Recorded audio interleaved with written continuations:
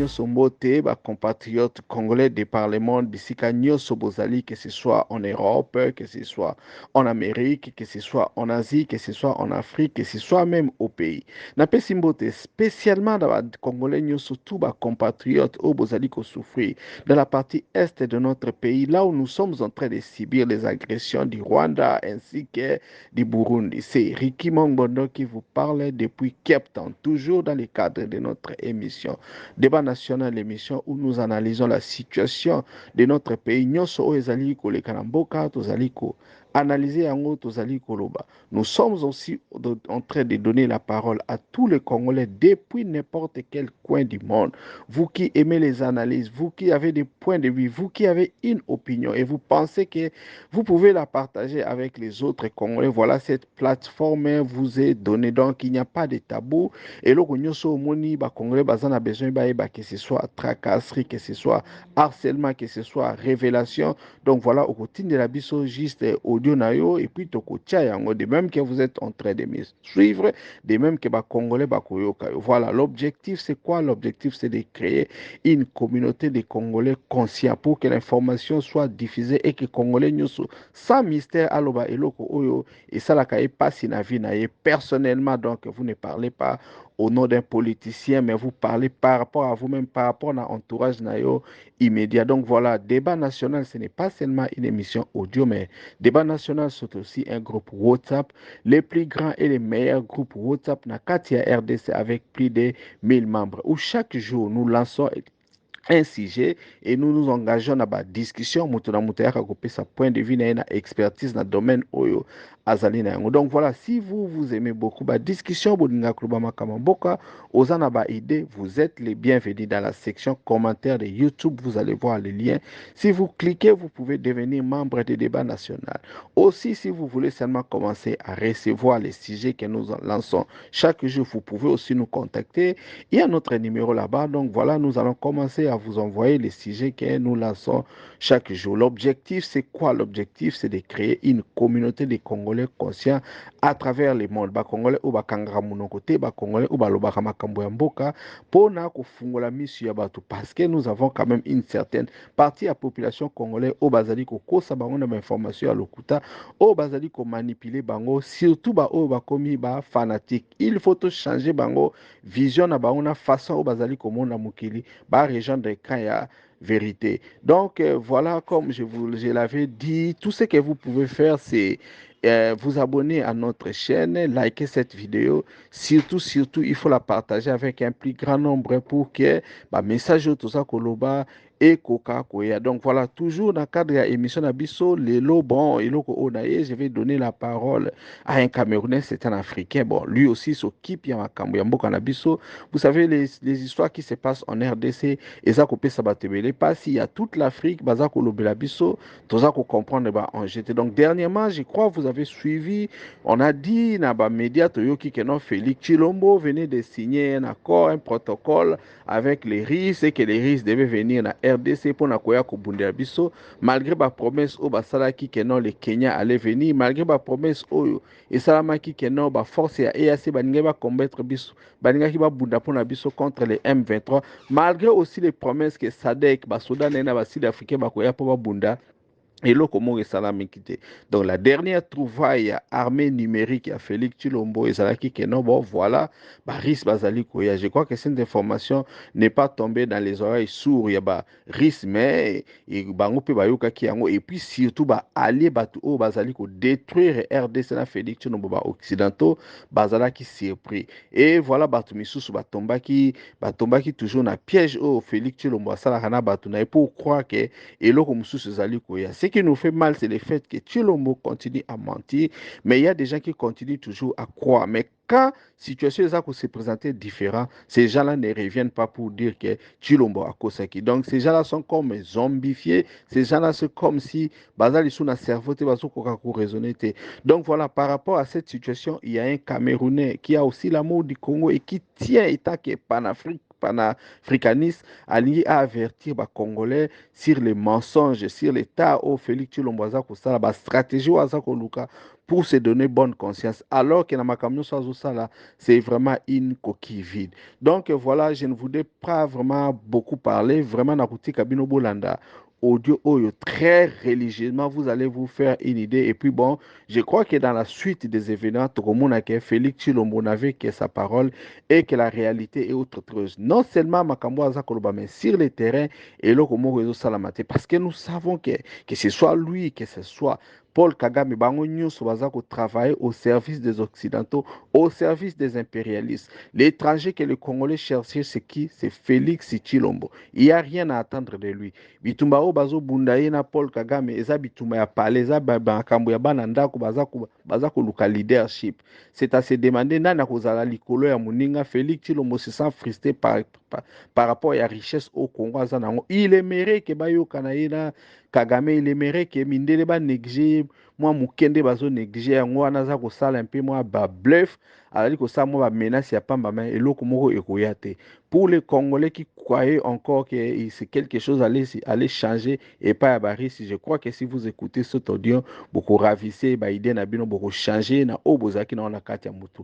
Donc voilà, sans plus tarder, je vous laisse écouter ces C'est parce messages. qu'il veut, d'une certaine façon, faire chanter ces maîtres occidentaux à cause de Kagame. Kagame est un vassal de l'Occident, comme Tshisekedi. Ils ont strictement les mêmes maîtres. Le régime rwandais est soutenu par les États-Unis, la Grande-Bretagne, l'Union européenne, la Belgique, la France, Israël. Ce sont les mêmes pays qui prétendent soutenir Tshisekedi, qui ont imposé Tshisekedi à Kinshasa. Ce sont les mêmes pays qui ont donné mission à Kagame de déstabiliser en permanence le Congo pour que le peuple congolais, conformément à la lettre d'Einstein à Roosevelt, pour que le peuple congolais ne soit jamais maître des matières premières stratégiques faramineuses dont son sous-sol abonde. Donc en fait, Tshisekedi fait une bouderie. Tshisekedi fait un caca nerveux à l'intérieur de la maison de l'impérialisme occidental dont il est un serviteur. Il essaye de titiller ses maîtres en sachant très bien qu'il est impossible matériellement d'organiser une coopération militaire avec la Russie pendant même qu'on est protégé par des mercenaires français, pendant même qu'on est protégé par les forces de l'Union européenne, pendant même qu'on a des conseillers militaires américains, britanniques, israéliens à tous les niveaux de son armée, on ne peut pas prétendre mener concrètement une coopération militaire avec la Russie sur le terrain. Donc, l'annonce de ce projet de coopération militaire entre la République démocratique du Congo et la Russie permet à Tshisekedi de faire chanter un peu ses maîtres en leur disant de réduire un peu plus la part de Kagame dans le deal d'Afrique de l'Est. Est-ce que vous comprenez? Est-ce que vous comprenez? Il s'agit d'une saute d'humeur du vassal du néocolonialisme français, de l'impérialisme occidental, qu'est-ce Tshisekedi envers ses maîtres, pour leur dire de réduire un peu la part qui est donnée à l'autre vassal, Kagame. Vous comprenez? Tshisekedi croit pouvoir ainsi tromper la vigilance du peuple congolais en donnant l'impression d'engager l'action proprement révolutionnaire, et de l'autre côté, il veut obtenir de ses maîtres occidentaux qu'ils réduisent un peu l'impact de Kagame, les avantages de Kagame.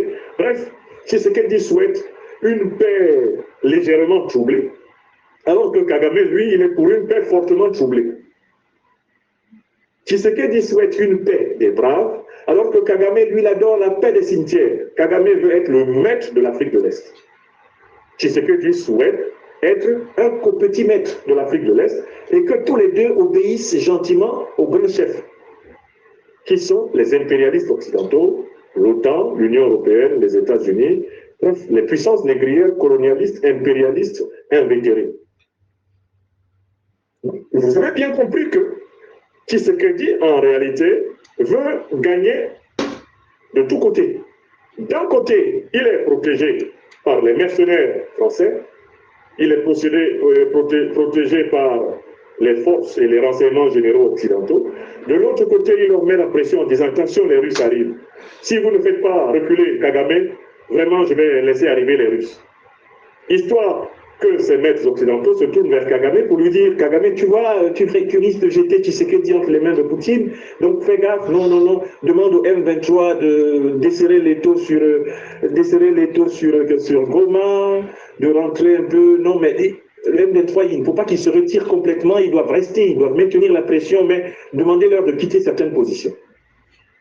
En fait, Tshisekedi, comme Kagame, vivent de la déstabilisation de la République démocratique du Congo. Leur pouvoir ne vivent que cette déstabilisation. Tshisekedi sait très bien que ce sont les Occidentaux qui, à travers Kagame, déstabilisent le Congo. Et il ne les accuse pas totalement de le faire. Il fait un pas vers la Russie pour dire à ses maîtres, écoutez, vous faites trop de cadeaux à Kagame, alors que je suis votre vassal comme lui, je demande que vous traitiez Kagame et moi 50-50.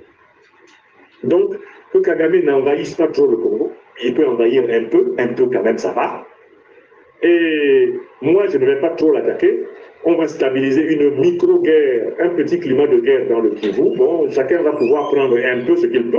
Et moi, je serai président. Parce qu'en fait, le but de l'action politique pour Tshisekedi, c'est d'être président. Être président, c'est pour lui la finalité de la politique. Et la jouissance des biens de l'État que procure le statut de président est le but de l'action politique pour lui. Ce n'est pas la transformation du sort du peuple congolais, il s'en fout complètement. On ne peut pas avoir le train de vie de Tshisekedi quand on a un peuple qui est dans la misère que nous connaissons. Ce n'est pas possible. Le train de vie de la classe politique congolaise est aux antipodes totales de la souffrance réelle du peuple congolais. Intéressez-vous simplement à la pyramide des salaires des députés, des sénateurs congolais, et vous la comparez au revenu minimum de la Congolaise et du Congolais. Des Congolaises et des Congolais qui par millions crèvent dans les zones de déplacement, les zones de guerre, les zones de conflit. Comparez ce qu'ils ont par jour à ce que l'élite politique incarnée par Tshisekedi mange à Kinshasa. Kinshasa est prise en otage par une élite de prévaricateurs, d'estomac profond, d'estomac sans fond. Ils se payent en millions de dollars dans un pays dont la population est en train de crever en détail. C'est inacceptable, c'est insupportable. Quand vous étudiez la part que la classe politique prélève dans le budget national pour s'assurer ces conditions de vie, et que vous compariez cela à la vie réelle de l'écrasante majorité des Congolais, vous comprenez que Tshisekedi est vraiment le représentant de la domination. Bon. Maintenant, j'ai répondu, je crois, à la deuxième question. Et ça vous permet de vous préparer à la troisième et dernière partie de mon intervention. Mais qu'est-ce qui va se passer? D'abord, l'accord définitif de coopération militaire n'est pas encore signé. Mais c'est le projet d'accord qui a été validé de part et d'autre. Mais qu'est-ce qui va se passer? Moi, je vous dis que cet accord va être signé. Mais il ne sera pas suivi des faits. Et ça me rappelle un autre accord qui a été signé comme ça dans un super coup de bluff qui s'est avéré un pur coup de bluff. C'est Biya, le dictateur de mon pays natal, le Cameroun, qui s'est levé, il est allé à Moscou en mars 2022, alors même que l'opération militaire russe en Ukraine venait de commencer. Biya est allé là-bas, il a signé un accord de coopération militaire. Avec toutes les communautés, le même accord, par exemple, que le Mali, le Burkina, le Niger, pratiquement ont. Paul Biya a signé.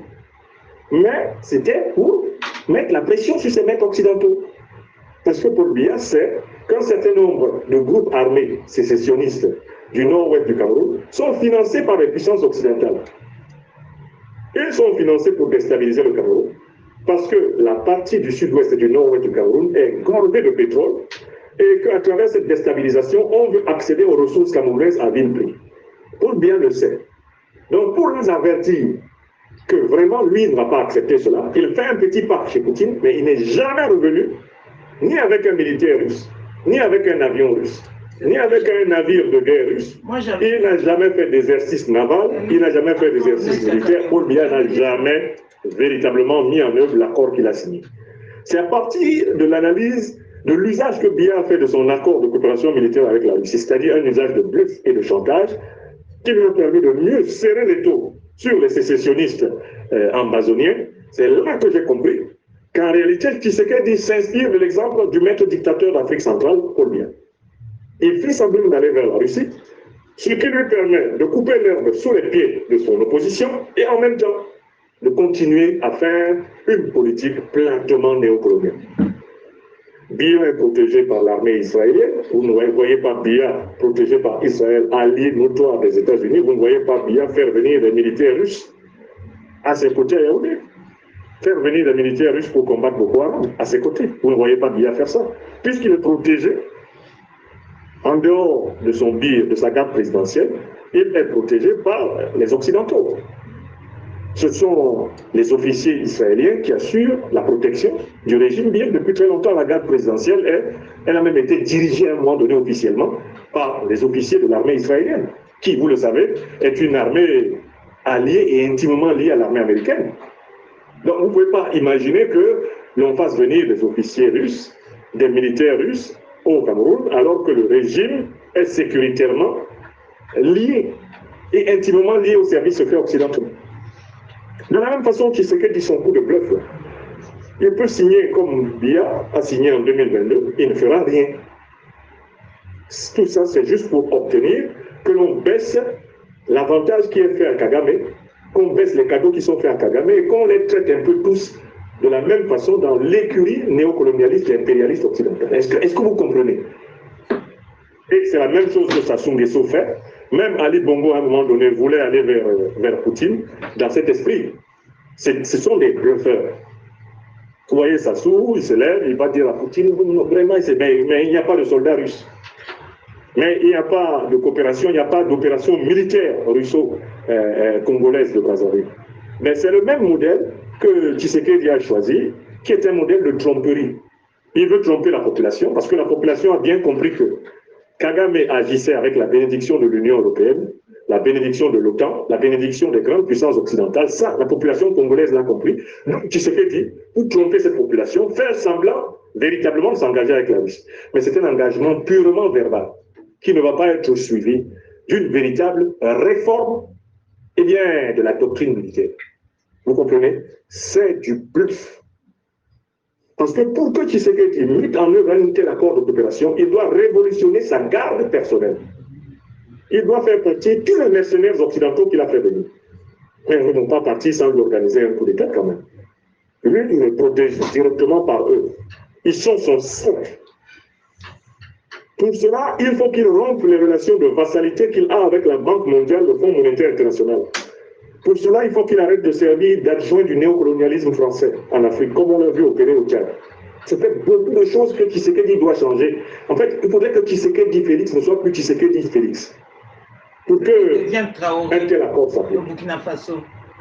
Et j'ai lu le compte rendu de cet accord sur la page de la diplomatie russe. Les Russes sont parfaitement conscients du jeu de Tshisekedi, mais eux, ils sont patients. La Russie, c'est un continent. Vous venez dire que vous voulez coopérer avec la Russie ne vous dira jamais non. C'est ça. La Russie pratique en Afrique ce qu'on peut appeler le principe du réalisme diplomatique. Un pays veut coopérer, la Russie ne coopère qu'avec les États. Elle ne coopère qu'avec ceux qui gouvernent, ceux qui détiennent réellement le pouvoir, mais qu'ils soient élus ou pas. C'est la doctrine russe. Alors, elle coopère avec les États, mais tant que vous avez le pouvoir et que vous venez vers la Russie pour négocier les choses, ben la Russie, il n'y a pas de problème. Elle considère que ça, c'est ça de gagner. Et c'est une base pour plus tard. Mais je suis convaincu que la diplomatie russe sait que ce n'est pas Tshisekedi qui mettra en œuvre l'accord. L'accord peut être signé maintenant, mais ce n'est pas lui qui va le mettre en œuvre. C'est ça. Il existait des accords de coopération, y compris militaires, entre le Burkina Faso et la Russie. Mais ils n'ont pas été mis en œuvre par Compaoré, ils n'ont pas été mis en œuvre par tous les présidents. Même Damiba n'a pas été capable de les mettre en œuvre. Qui les a mis en œuvre? Eh bien, c'est Ibrahim Traoré. Et avant lui, c'était Sankara. D'accord? Donc, ne vous laissez pas bluffer par des annonces d'accords qui ne sont pas suivies d'actions, qui ne sont pas suivies d'opérations, qui ne sont pas suivies de ruptures tactiques et stratégiques vérifiables. D'accord? Je vois parfois la propension du peuple africain à prendre les manchettes des journaux pour des réalités effectives et historiques. Non. Quand vous passez devant un kiosque à journaux, ce n'est pas tout ce qui est écrit sur les titres qui correspond à la réalité. Il faut un suivi des informations qui nous sont annoncées pour voir si elles peuvent passer des effets de manchette, si elles peuvent passer des effets d'affichage pour devenir des réalités socio-historiques, économiques et politiques. L'Institut de l'Afrique de Liberté se donne la mission de surveiller le passage à l'acte de ceux qui font des discours. Moi, j'ai lu donc le texte du projet d'accord, mais c'est le même texte en tout, mais on a affaire à des zones qui ne sont pas à la hauteur du texte. Voilà la situation. Donc, qu'est-ce qu'on peut attendre dans l'avenir? Le Congo n'a aucune autre chance que lorsque le mouvement révolutionnaire panafricaniste congolais va prendre le pouvoir. Le mouvement révolutionnaire panafricaniste congolais a ses représentants dans toutes les forces vives de la nation congolaise. Tshisekedi ne peut pas appliquer la conclusion est que Maman Léa avait raison. Merci d'avoir écouté. Si vous aussi vous avez une analyse, un coup de poing, une opinion ou un point de vue que vous voulez partager avec les Congolais de par le monde, voilà, vous n'avez qu'à faire un audio et l'envoyer au plus 27 62 072 0611. Nous vous demandons tout simplement de vous abonner à notre chaîne, de liker cette vidéo et surtout de la partager dans des groupes WhatsApp ainsi que sur Facebook. C'était Ricky Mangbondo depuis Cape Town.